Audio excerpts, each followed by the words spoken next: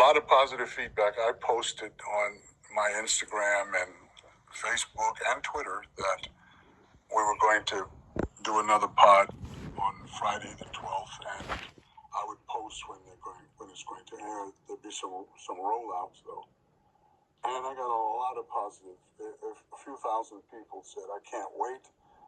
You put a lot of light in our lives. You shed light. It's wonderful to hear." This is what I got the most. It's refreshing to hear a person who was in the entertainment industry at the top of his game and walked away without having to kowtow to any powers that be. I mean, people were saying, I got to see all kind of things that came from it. Did you get any, backlash? Did you feel any, pushback on some of the things that you were saying? I got one pushback from a young lady, and sometimes people hear what they want to hear, especially if it hits a nerve. Right. And I'm here. Somebody said, "Well, what's the man doing podcasts for?" He's a minister. I'm here to, in my own inimitable way, to educate and equip. I'm not here to start a following. I'm not here to tell a man or a woman what they should or what they shouldn't do. Those days for me are over. I raised 6 kids, and they're all adults and they're all successful.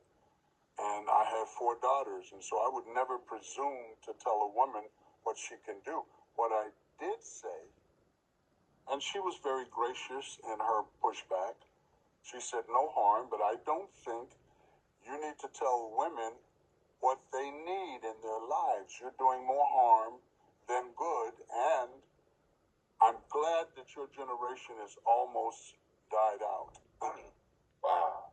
Yeah, so I said, well, obviously this is a young lady from this generation.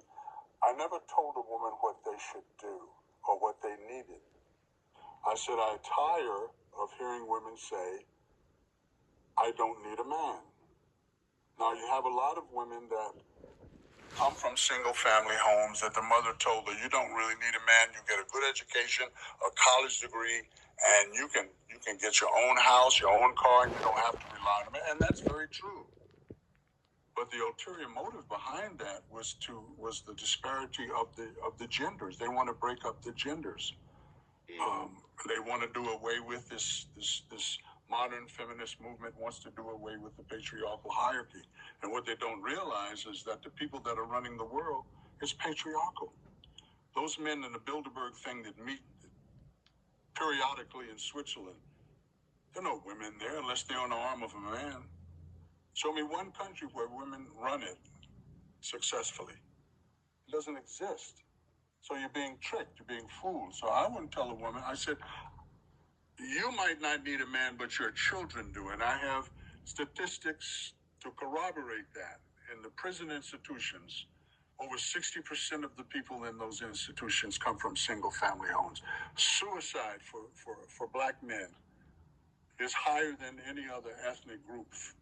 Then they come from single-family homes. I could go on and on and on. There's many statistics that you could quote. So There's got to be exceptions, though, too, right? well, I'm not talking about the exception. I don't talk to the exception. I talk to the rule. If you went to college, you know what a generalization is. I didn't go to college, but I understand. Well, that's the problem right there. I'm talking to the many, not the